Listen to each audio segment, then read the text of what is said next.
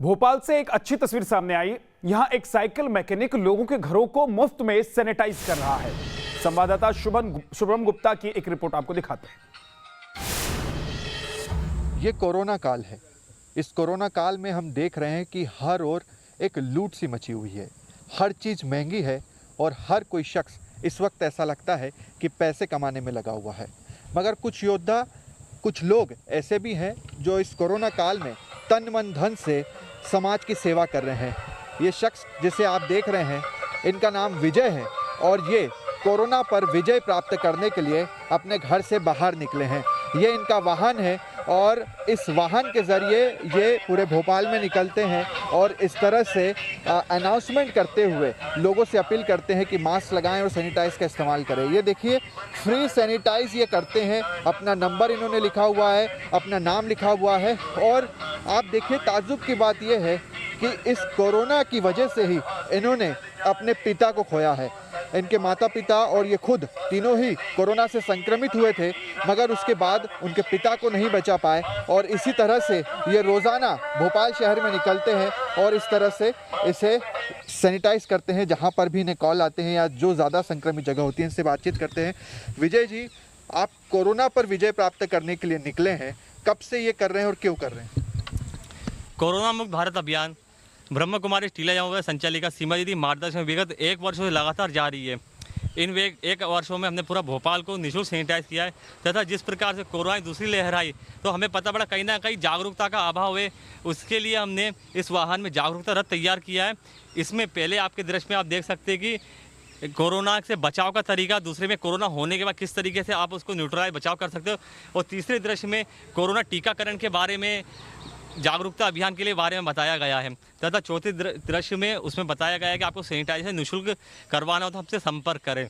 आपके माता पिता, आप खुद संक्रमित हुए थे? मेरे माता पिता भी संक्रमित हो गए थे अगस्त में तथा मैं स्वयं संक्रमित हुआ था। मैंने संक्रमण के दौरान चिरायु हॉस्पिटल में भर्ती रहा तथा लोगों में फिजिकल क्वारंटाइन के साथ साथ मानसिक क्वारंटाइन के बारे में बताया गया, क्योंकि लोगों को बहुत ज़्यादा है कोरोना से, तो इसलिए डरने की आवश्यकता नहीं है। आप संयम बरतिए, अपने दिमाग को स्थिर रखिए। अगर आप डरोगे तो शरीर।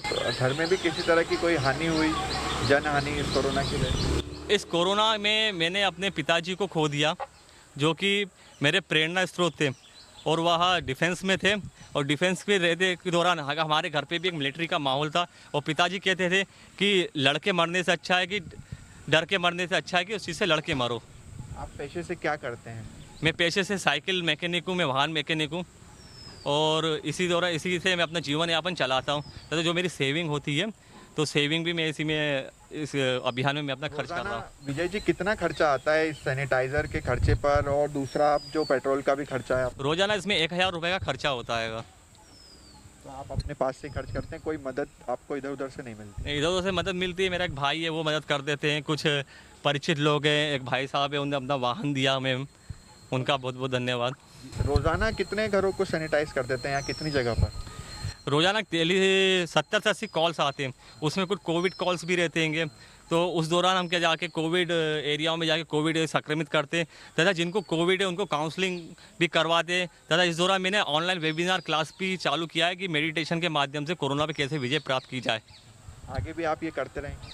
आगे भी जनसेवा का मुझे मौका मिलता रहेगा, मैं इस प्रकार से जनसेवा करता रहूँगा, क्योंकि मेरा जीवन इस चीज़ के लिए समर्पित है तथा मैं ब्रह्म कुमारी ईश्वरीय विश्वविद्यालय पूर्ण रूप से समर्पित हूँ। तो देखिए, इस तरह के भी लोग हैं, इस तरह के भी फरिश्ते हैं जो इस कोरोना काल में, इस आपदा में लगातार लोगों की सेवा कर रहे हैं। न सिर्फ सेवा कर रहे हैं बल्कि घर जाकर मुफ्त सेवाएं दे रहे हैं। वीडियो जर्नलिस्ट हिमांशु के साथ शुभम गुप्ता, न्यूज़ नेशन, भोपाल।